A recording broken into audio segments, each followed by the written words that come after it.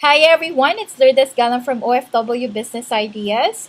So for today in our video, I will be discussing with you about Ifranchise food cart business. So this is one of the business ideas or business opportunities that we could suggest for fellow OFWs or fellow Filipinos who are looking to get into business or are looking for business opportunities, especially in the food industry.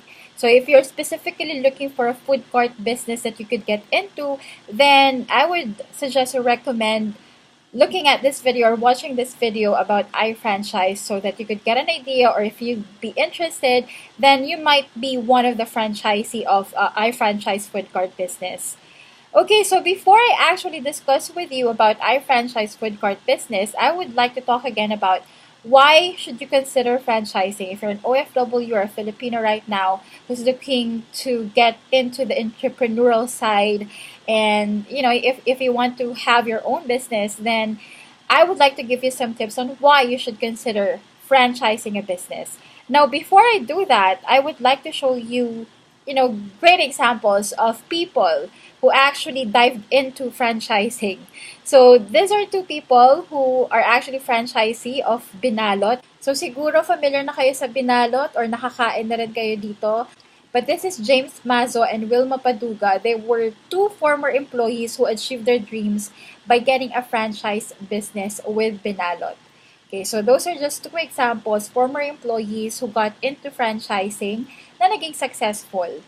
Now, so here's another example, husband and wife tandem who jumped into franchising, and then their first food court business was in 2007, and it was Master Shomai. And then 8 years later, okay, before their 40s, the Tandarises have accumulated food franchises ranging from 16 potato corners. Imagine 16 ang potato corner franchise nila, and then 6 famous Belgian waffles, and then 5 TK takoyakis, and then they have 3 master shomai. So just imagine how franchising a business for them has grown into a kingdom of different franchises. Okay, this is also a good example of OFW who actually decided to get a spa franchise, and they actually put it up in Cubao while they are still in Singapore.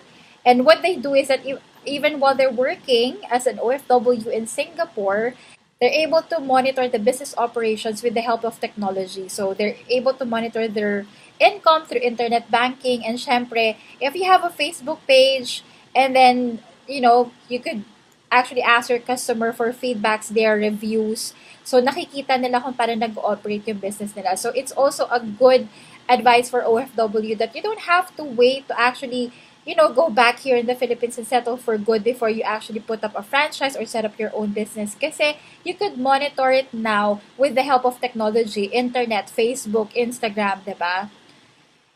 Okay, so another great example of someone who actually took the leap of franchising is former Marikina City Mayor, who actually is a Jollibee franchisee. So, if you're looking out to diversify, or you're seeking out for good business opportunities or business ideas, then you could actually consider the food industry, because the food industry right now, especially here in the Philippines, is really growing. Sobrang laki ngayon ng market ng mga tao na naghahanap ng masarap na kainan or masarap na pagkain. As you can see, diba, sa Facebook, every time na may nakakain na masarap or may nadidiscover na food na talagang kakaiba, talagang pinupost yun sa Facebook. So, the food industry is really, really growing. So, it's a good time now to actually get into this industry, and especially if you will franchise, mas magiging madali for you to set up your business. So the question now is that you're decided to get into business, your capital is already there, meron ka nang naihandang capital for your business, but the question remains, will you start your own from scratch or franchise? Okay, so let's take a look at the difference of starting your own business and franchising, okay? So, when you're starting out your own business, obviously you will have high commitment. It requires more time and energy to start from scratch. Diba? Kahit naman sa bahay, kapag from the scratch yung i-build mo, I mean, lahat, kailangan mo i-consider getting the right architect, getting the right engineer, and getting the right people to work, and then getting the right materials, the right plan, and everything. So everything is from the scratch. So it will really take a lot of your, time and energy. So kailangan yung commitment mo sobrang sobrang mataas din talaga. Now with franchising, since may built system na, you don't necessarily need business experience. In the sense na kokopyahin mo na lang kung ano yung na-built na system nung franchisor. And at the same time, because may na-built na system, you don't have to start from the scratch creating your own system. Kasi nga kokopyahin mo na lang, gagayahin mo na lang yung sistema kung paano sila nag-ooperate. So, if you will compare that from starting your own, syempre mas hindi naman natin pwedeng sabihin na lesser yung commitment because you still have to have high commitment. But it wouldn't require you so much time and energy to start from the scratch kasi nga, even the business experience, you will just have to learn from the business experience of the franchisor kung sino mang kumpanya yung mapipili mo na magpa-franchise ka ng business nila. Kumbaga, alam na nila yan, diba? And then, high risk when you're starting your own business. Kasi yung success, it totally depends on you. Kasi ikaw yung nagsisimula nun eh. Lahat ng idea, lahat ng materials, everything. Everything depends on you. Kasi ikaw yon, idea mo yon. But with franchising, it's lower risk in the sense na you will have a support of the franchisor and a big business network. Kasi ang franchisor, na-built na niya yung business niya. Kaya nga siya nagpapa-franchise na. And ibig sabihin nun, may business network na siya. Meron na siyang gumagalaw sa marketing department, meron na siyang gumagalaw sa accounting department, meron na siyang gumagalaw sa operations, sa management. Ituturo na lang nila sa'yo at lalagyan mo na lang ng sarili mong strategy, 'di ba? So mas lower yung risk when it comes to franchising. And then, delayed profitability when it comes to starting your own business. Kasi, trial and error yan, di ba? Parang hindi mo alam kung alin yung tatama, alin yung magiging swak dun sa mga customers mo or magiging target market mo or baka inaalam mo pa kung sino yung target market mo. Whereas with franchising, alam na nila kung saan yung lugar na bebenta yung produkto nila. Alam na nila kung saan yung lugar na mas kikita ka. So, mas higher yung rate of success and profitability. Kaya nga, with iFranchise, they also have what we call the locator. Sila yung maglo-locate kung saan magandang ilugar yung food court business na gusto mong kuhain sa kanila. Kasi alam nila, mas higher yung rate of success and profitability sa area na yon. With you starting your own business, hindi mo alam kung saan eh. 'Di ba? Kasi kinakapa mo pa yan. And then, with starting your own, limited ang financing. Kasi yung financing for a new business is more difficult to obtain. Kasi nga, bagong concept yan. Whereas, with franchising, it's easier to secure finance and cost less to buy a franchise. Mas mura naman talaga na bumili ng franchising kasi ang binibili mo na dito yung buong konsepto ng business. And usually, kung mag-apply ka sa bank, pag kilala nila yung franchise business na itatayo mo, I'm sure, mas madali para sa kanila na ibigay sa'yo yung loan approval. Pero pag nag-start ka pa lang ng sarili mo, wala pang pangalan, syempre mas mahirap, di ba? Mas mahirap i-build yung credibility na magiging successful tong business na to. And at the same time, sa mga food court businesses, di ba? Yung food court business na yun, i-compare mo sa mga iba na businesses na sisimulan mo pa lang na hindi mo pa alam kung magkano yung costing, kung magkano talaga yung capital na kakailanganin mo. Nakakapain mo pa kung magkano talaga ilalabas mo na pera. Whereas sa franchising, computed na eh. Kumbaga, alam na ng franchisor kung magkano talaga yung ilalabas mo na pera at mabibigyan ka ng tamang advice kung paano mo mafa-finance yun or kung magkano ilalabas mo na pera. Okay, and another thing, higher startup cost. Totoo naman, but when you're starting your own business, kasi lahat ng materials sa'yo, everything from the scratch. So, bawat galaw mo gumagastos ka.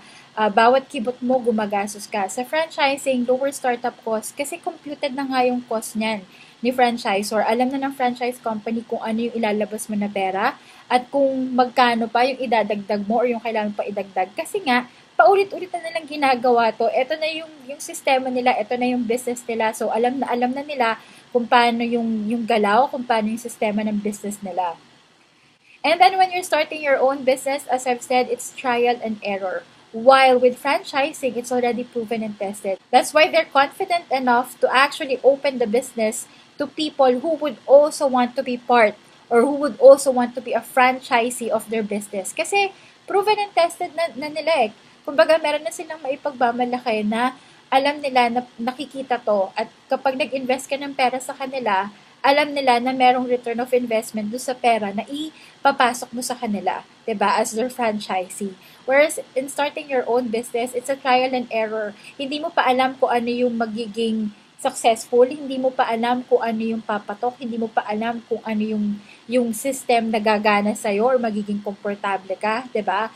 So, these are the differences of starting your own business from franchising. Kaya mas marami ang mas pinipili ang franchising kasi mas safe yun, lalo na kung isusugal mo yung hard-earned money mo sa OFW or as an employee na talagang pinag-ipunan mo dahil gustong-gusto mo na magkaroon ng sariling negosyo. So, it's up to you to decide. It's up to you to compare. At the end of the day, you're still the one who's going to decide whether you will have to start your own business from the scratch or you will take the route in franchising a business. Now, there are a lot of businesses that you could actually franchise. Marami naman dyan. Spa, salon, um, retail shops, 'di ba? Even pharmacy stores, pwede ka maging franchisee ng mga yan. Pero why food cart business? So bakit namin nire-recommend or why would suggest food cart business? Well, the food industry is actually growing and I myself, sobrang lover ako ng food. And kahit na makakita ko ng food cart or restaurant pa yan or anything, basta alam ko na patok sa akin or masarap yan para sa akin or mukhang masarap, I mean, papatusin ko talaga yan. So, ang mga tao ngayon, yung craving sa food, it's just there. And food is something that's a necessity, di ba? Paglabas mo ng mall, pag lumabas ka, may makikita ka mga food carts dyan or vendors na nagtitinda ng pagkain. And people just love food, di ba? Paglabas nila talagang ang unang iniisip din saan kakain, pag magla-lunch na, pag magde-dinner na inabutan sa mall or sa labas, di ba? So, here are examples of people lining up sa food court business ng iFranchise mismo. So, kung makikita mo na ganito yung pumipila dun sa food court business mo, what will you think? Do you think your food court business will be profitable or not? Okay, so ito po si Chef Mon Urbano mismo yung nagpe-prepare dun sa shawarma. So, one of the food court businesses of iFranchise is Pinoy Station. So, yan yung mga different Pinoy foods that we have. So, pag ganito na pinipilahan ang iyong food court business, profitable ba siya sa'yo or hindi? Kikita ka ba or hindi? So, ngayon, ibabalik ko sa inyo yung tanong, why food court business? Madaling i-set up and at the same time, kung talagang masarap at talagang kalidad yung food court na itatayo mong negosyo, I'm sure pipilahan ng ganito yon. See? Diba? Kahit hanggang gabi, kahit saan mo pa yan ilagay. So, this is Potato Humps and Coffee Spot. So, yung mga different food concepts then that we have with iFranchise, definitely, yun yung mga patok sa masa at yung mga hinahanap talaga at yun yung talagang pinipilahan. Diba? So, ito, we have Juice Station and Pinoy Station. So, kaya, kung nagdadalawang isip ka pa kung bakit food court business, tingnan mo na lang itong mga to. Kung pinipilahan ng ganito, it only says something. Na when you have a food court business na masarap at talagang kalidad at talagang makikilala ang food court business mo, then definitely hindi ka mahihirapan na kumita araw-araw. Lalo na pag ganyan ng pila, di ba? Now, the question is, why iFranchise? I mean, marami namang food court business dyan or madaming ibang kumpanya na nagpapa-franchise ang kanilang food court business. So, bakit naman si iFranchise ang pipiliin mo or why would you even consider iFranchise to be your partner in setting up your food court business or in, why would you consider to be a franchisee of iFranchise? Okay, so to answer that question, iFranchise has now over 100 branches nationwide. Dalawa po actually ibig sabihin yan. When you say now over 100 branches nationwide, since kaka-open lang ni Ifranchise last year. So, dalawa lang pong ibig sabihin yan. Una, it's growing kasi over 100 branches nationwide and it just, started last year. So, ibig sabihin maraming nagtiwala. Ibig sabihin marami ang naniniwala doon sa commitment at sa services na pwedeng i-offer ni iFranchise sa'yo kapag naging franchisee ka nila at doon sa quality ng food na i-deliver doon sa mga customers. Kasi may food tasting na kasama po dito kapag nag-apply ka as franchisee. So, ibig sabihin, nagustuhan ng mga franchisee yung quality ng food, yung lasa ng food, at alam nila napapatok sa masa yung pagkain. Okay? Yung quality at yung taste ng food na isa-serve doon sa mga future customers nila sa food cart business. And at the same time, yung packages na ino-offer ni iFranchise is very affordable para sa mga OFW and Filipinos who really want to start up their own business. And then, pangalawa, over 100 branches nationwide pa lang po tayo. Ibig sabihin po nun, napakalaki pa ng opportunity mo. Pwede ka pang maging master franchise dito or regional master franchise. Or, marami pa pong lugar na pwedeng ilagay mo yung pipiliin mo na food cart business. So, dalawa pong ibig sabihin nito na pinagkakatiwalaan po ang iFranchise and at the same time, malaki pa po ang opportunity para mag-grow yung business mo with iFranchise kasi marami pa pong lugar kung saan pwede mong ilagay yung food cart business mo. Unlike with, other food cart businesses that has been there for a long time, syempre, kalat-kalat na yan, 'di ba? So, nakilala na siya, but at the same time, kumbaga, pwedeng flooded na yung market with their food cart businesses. But with iFranchise, this is something new. Something na bago na makikita ng mga tao, natatangkilikin nila. Now, what is it that you have to look for in a franchise company? So, just to give you some tips, okay, number one is the demand. As I've said kanina, the food industry right now is something that you have to consider getting into dahil sobrang laki ng demand. Kahit ako lang, I mean, I know myself, paglabas ko ng bahay, pagpunta ko ng mall or kahit saan ako magpunta at may nakita ako food cart or anywhere dyan na sa tingin ko masarap or natikman ko na at masarap, talagang, alam mo yun, kumakain ka at gumagastos ka. So, there's really a huge demand for food. And then history. Of course, you have to look at the history of the company and at the same time, who are the people behind the company. So, it's very important na malaman mo ano bang history ng mga tao who has put up this company. And then the investment. Okay, when we say investment, you have to look at having a franchise business as a long-term investment.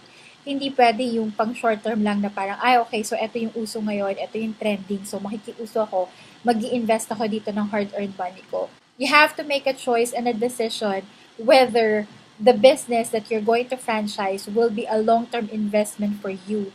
And kung makukuha mo ba yung return of investment. Hindi yung nag-invest ka tapos wala nang babalik. Hindi yung nag-invest ka tapos after a year, 2 years lang, sarado na kasi hindi na siya uso or hindi natatangkilikin ng mga tao or wala nang demand for it. So you also have to consider that.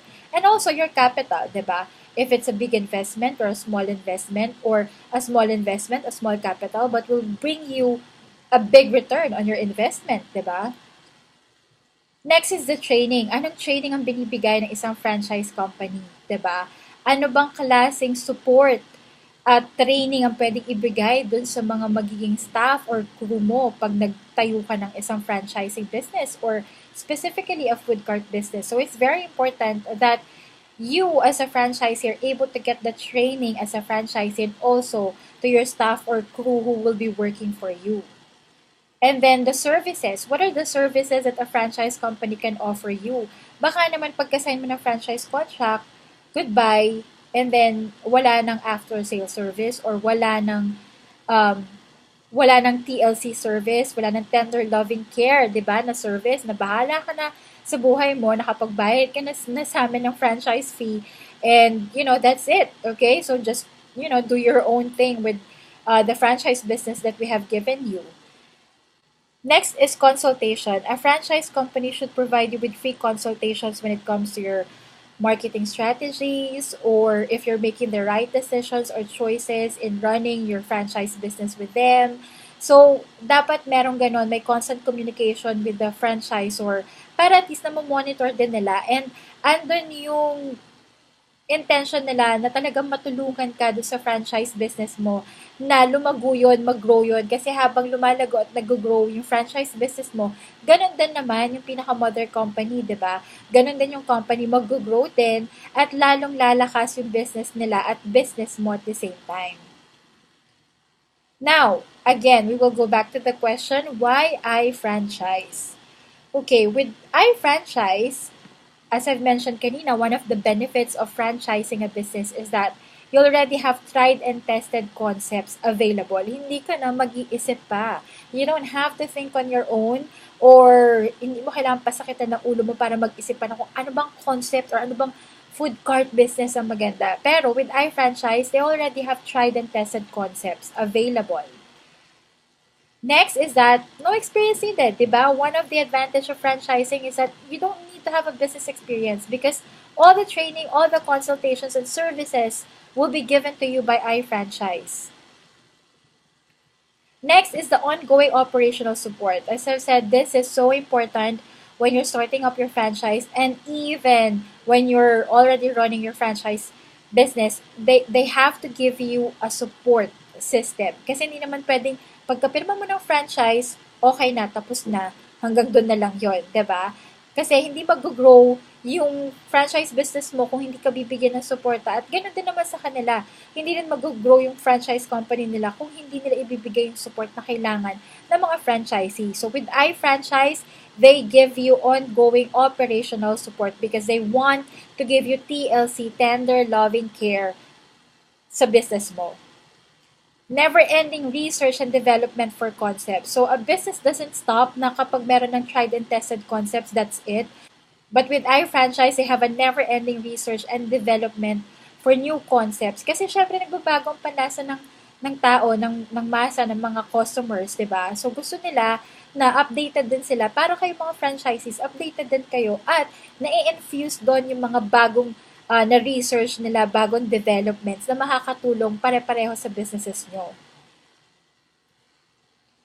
Handled by professionals. This is very important. Syempre, you wouldn't want your system to be handled by a so-so person or someone who doesn't really know what's going on, I mean, in operating a food cart business, diba? So with iFranchise, these are handled by professionals. So you could be well assured na yung business mo ay papatakbuhin at masusuportahan at matitrain ang mga staff at crew members mo ng mga professionals.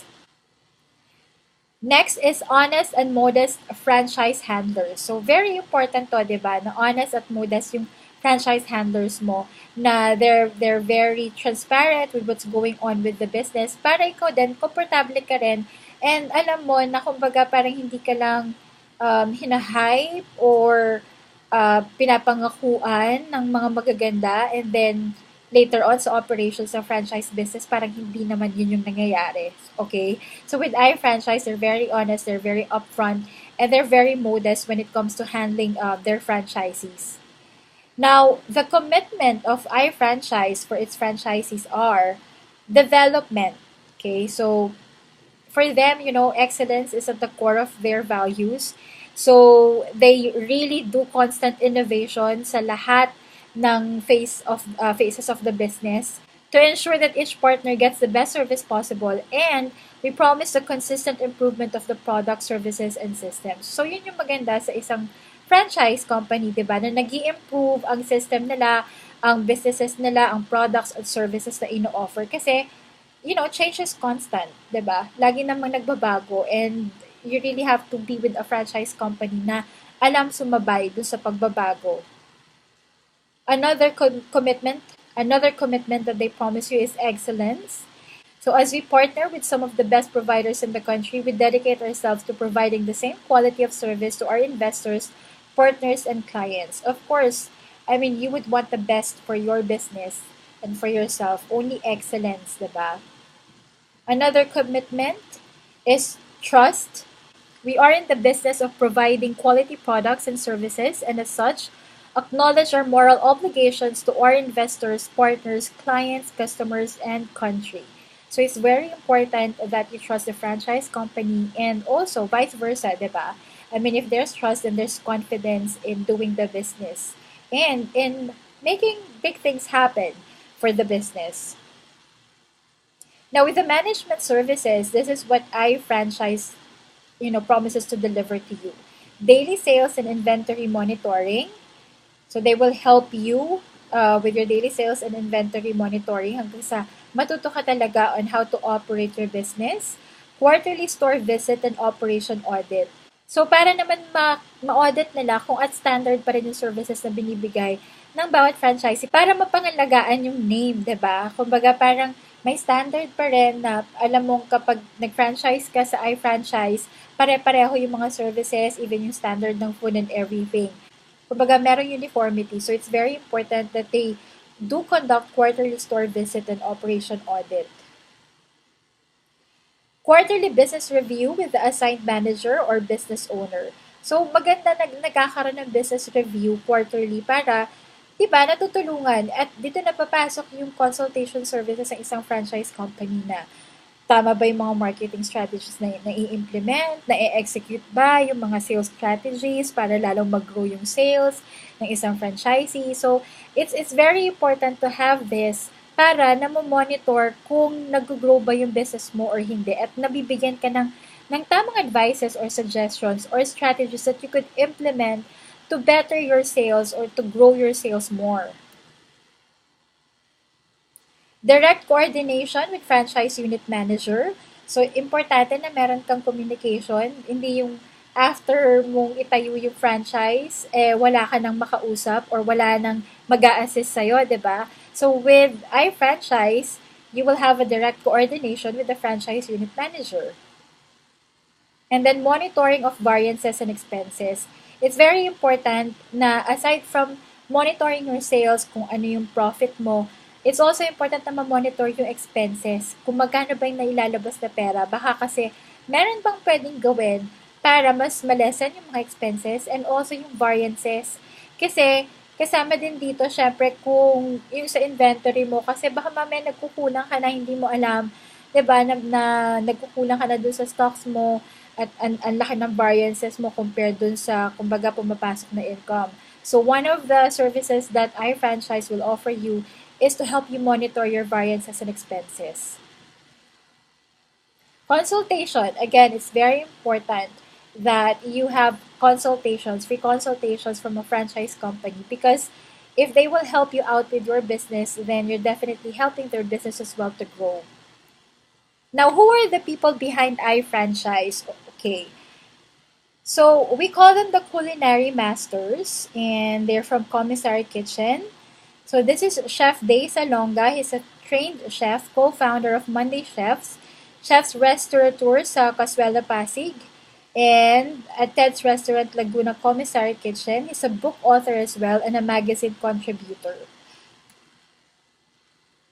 Okay, another chef from Commissary Kitchen who's behind iFranchise, Chef Jel Salonga. She's a baker and cake artist, co-owner and operational manager sa Ted's Restaurant, co-proprietor sa Commissary Kitchen, chef consultant of Monday Chefs, and multi-awarded baker. Okay, so this is Chef Jem T. She's a trained chef, okay? She's also part of the Commissary Kitchen. She's also a chef consultant, Monday Chefs, and a multi-awarded chef in international competitions. This is Chef Joy De La Rosa, trained chef, associate chef, consultant, Monday Chefs Consultancy. She's a co-proprietor at Commissary Kitchen, executive chef, Rustic Events Place, food stylist of Tupperware Philippines. And this is Chef Mon Urbano, trained chef, co-founder of Monday Chefs, chef restaurateur at Casuela, Pasig, Ted's Restaurant, Laguna Commissary Kitchen, and a book author. And this is Chef Nancy Reyes Lumen, the Adobo Queen, multimedia personality, sought-after endorser, a co-proprietor at Commissary Kitchen, food stylist, and an author as well. So these are the people behind iFranchise, the culinary masters at Commissary Kitchen. And of course, Miss Crizia and Loyang Tadabe, the CEO of iFranchise Business Services Corporation. She was a former OFW in Singapore. So sa lahat ng mga OFWs dyan, I'm sure this would be a big inspiration for you in starting up your own business or, having a franchise of food court business, especially with iFranchise. So since we're talking about food court business, it's very important for you to know who are the people behind or the people who are creating the different food concepts that we offer at iFranchise. So these are the people, the culinary masters from Commissary Kitchen. And kumbaga hindi sila basa-basa ng mga chefs, okay? They are celebrity chefs and very well known in their fields. Now, what are the iFranchise food cart packages? So I'm sure if you're already sold out with iFranchise and you've already made up your mind that you will get a food cart business or food cart franchise from iFranchise, then let's discuss about the food cart packages. So this is Juice Station, one of the food cart concept of iFranchise. And here's the price list, so you could have a take. So you could have a look at it. Kasi baka ito yung food concept na maging interesado ka. We also have the potato humps. Okay, so if you're very much into fries, maybe you could consider this food cart business concept, and these are the price list. And ayan po yung mga variants or nasa menu ng potato humps. Another one is the sisig cargo. Okay, as you can see, marami pong mahilig sa sisig. Ako, for one, mahilig ako sa sisig. So, this is the concept of sisig cargo, and these are the price list and the menu. And then another food concept is the shawarma stop. So ito po yung price list. Marami rin pong pumipila sa shawarma. I'm sure kahit mga OFW or Filipinos here in the Philippines, alam nyo kung gaano pinipilahan ng shawarma. Kasi ako din, pipila rin ako sa shawarma. Gustong gusto ko siya. Nakakadalawa or tatlo yata akong bili ng shawarma. One-way balls. Sino ba naman Pilipino ang hindi gusto ng tusok-tusok, diba? But this one, at least medyo social. But look at the prices. It's still manageable and still affordable. Noodle Junction. Mahilig din po tayo sa noodles. So, with Noodle Junction, ito po yung price list at ito po yung menu. So, again, look at the menu and the price list and the concept. Baka ito po yung isa sa mapili ninyo na i-franchise. We also have the Pinoy Station. Mahilig tayo sa pagkaing Pinoy, diba? So, ibig sabihin lang po niyan, yung mga Pilipino rin, gugustuhin din nila na bumili ng mga ganitong ulam or pagkain. So, ito po yung price list at menu ng Pinoy Station na food concept. We also have coffee spot. Usong-uso na po ang coffee ngayon. 'Di ba? Kahit yung 3-in-1 coffee nga lang, magkano binibenta sa labas? Halos bibilhin mo ng 50 pesos or 20 or 30 pesos kung mahalagay sa magandang lalagyanan. But look at the coffee spot price list, and I'm sure kung business opportunity or business idea lang naman ang hinahanap mo. So, coffee spot, ako coffee lover ako. I swear, kahit yung coffee sa 7-Eleven, talagang bumibili ako noon. Yung 50 pesos. Yung pinakamalaki nila. So look at the price list of coffee spot, and if it gives you an idea to be a franchisee of coffee spot, by all means, just contact us and we'll help you to get a franchise of coffee spot with iFranchise, okay? And then this is barbecue break. Sinong Pilipino ang hindi gusto ang barbecue? Diba kapag may mga outing or kahit walang outing, lalabas ka sa bahay mo, sa mga kanto-kanto, may mga nagtitinda ng barbecue o minsan napapagastos ka ng 100 pesos, 200 pesos, diba, sa dami ng barbecue na kinakain mo. So this is also a good food cart concept, okay? And then, we also have the dessert zone, which is for 350,000 pesos. Ito yung merong waffles, crepe, at saka cotton candy. So, yung tatlong dessert na yon, yung pinaka-famous desserts, all in one food cart. And the inclusions are, you get the one-piece high-end mall cart with flat-screen TV. Pang mall cart po ha, hindi yung food cart na basta-basta lang sa tabi ha. So, talagang ang ibibigay sa inyo ay mall cart. And then, 3 sets of equipment, 1 freezer, 10,000 pesos worth of initial inventory, crew uniform, free training, 5 years contract, no royalty fee, and no hidden charges. So, yan po yung dessert zone natin. So, kung mahilig ka sa dessert, ayan. Or kung may lugar ka na sa tingin mo papatok tong dessert zone na to, go ahead, i-franchise mo na habang maaga pa. Free shipping po siya sa first 20 franchises in this Visayas and Mindanao. So, grab your spot now. So, what are the iFranchise packages? Okay, so, we have the Food Caravan all concept buy one take one. O di ba? May pa-promo ang iFranchise buy one take one. So mamimili ka dito sa mga food concepts that we have, kagaya ng juice station, potato humps, sisig cargo, shawarma stop, barbecue break, noodle junction, Pinoy station, one-way bus, saka coffee spot. Buy one take one yan, and that's for 350,000 pesos only. So, meron din kaming OFW package promo para sa mga kababayan natin. Kaya nga din i-discuss ko ito sa inyo from OFW Business Ideas. Buy one, take one promo po yung ating food caravan concept. Okay? So, ang inclusions po sa buy one, take one kiosk promo, mamimili po kayo ng 2 high-end kiosk doon. That's for 350,000 pesos lang. Yung 350,000 pesos na pinag-ipunan mo, na pinag-iisipan mo kung anong business ang itatayo mo, you could actually get that from iFranchise. You will have 2 high-end kiosks with lighted signage and built-in flat-screen TV. May kasama ng 7 cubic feet chest freezer, 2 sets of complete equipment. You'll have cooking timer, 5,000 pesos worth of free initial inventory.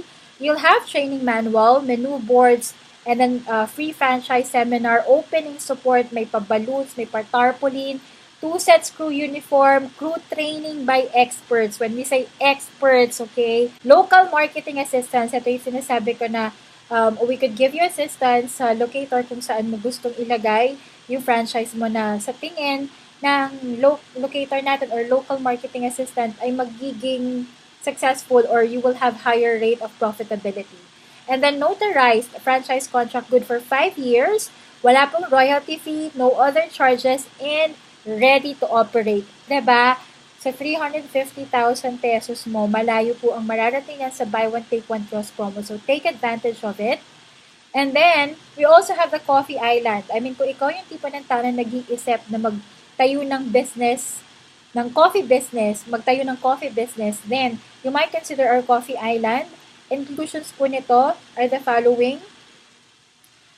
Okay, so you also get a free cake chiller. This is all for 650,000 pesos. Okay, and the inclusions, you get franchise seminar, training manual, menu boards, barista training by our culinary experts. Nakita nyo naman kung sino-sino yung mga culinary experts natin.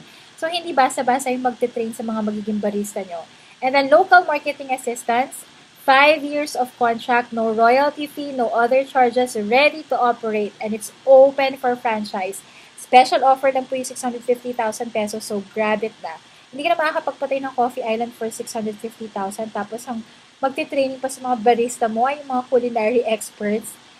So, grab it now. Mag-apply na po kayo ng franchise para sa Coffee Island. Municipal Master Franchise. So, what are the benefits of a Municipal Master Franchise?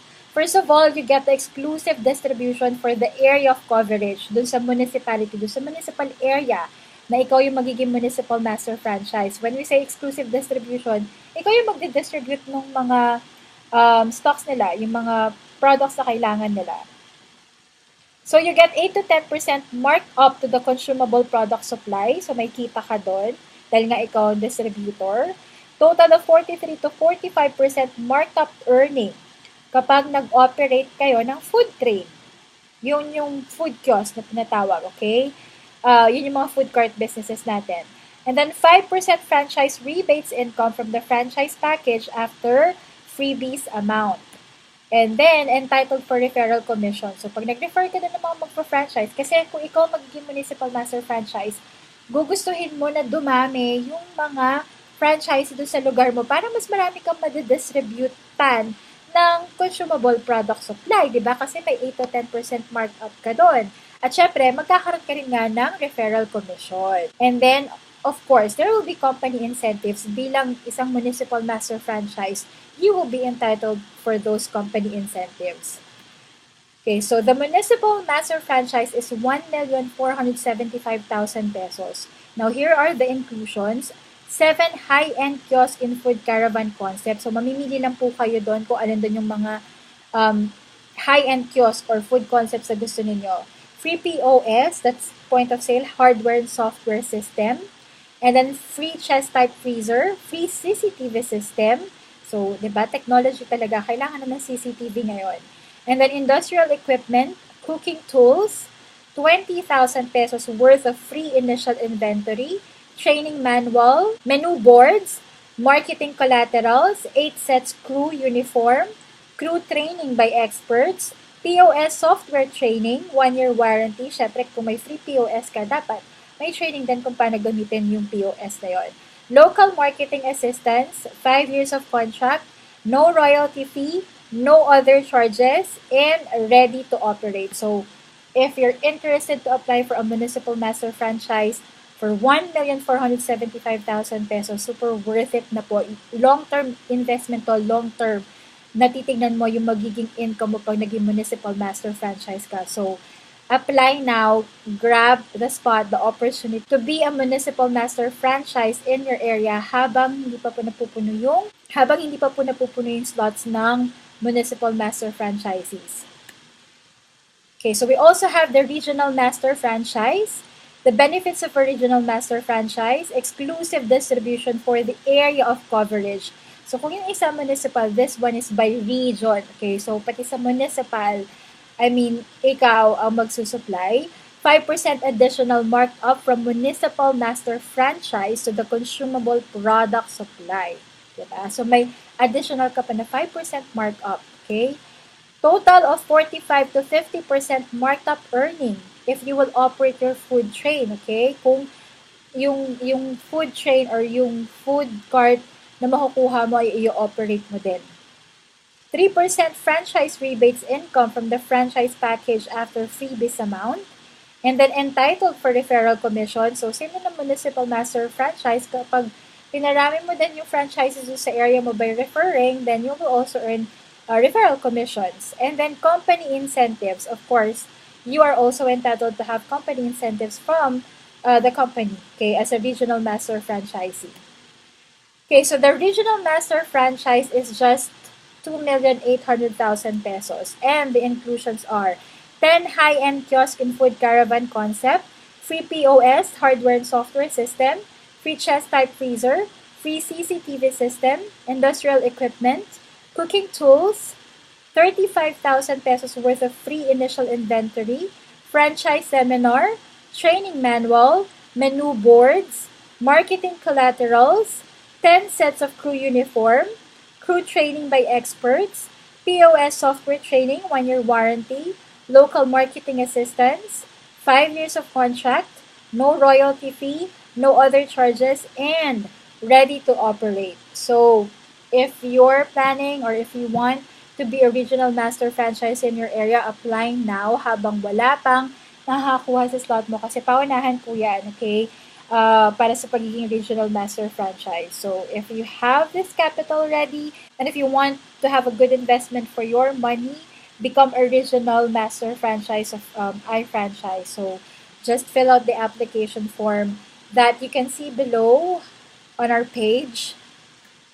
Now, I'm sure very excited ka na mag-apply as a franchisee. Even yung mga OFWs natin na nakakapanood nito, for sure iniisip na, so paano ako magiging franchisee or paano ako mag-a-apply as a franchisee ng Ifranchise? So, here's how you can do it. Fill up a franchise application form and select a food concept. Okay, so you could fill it up online. Just, click the button, apply now as a franchisee or be a franchisee now.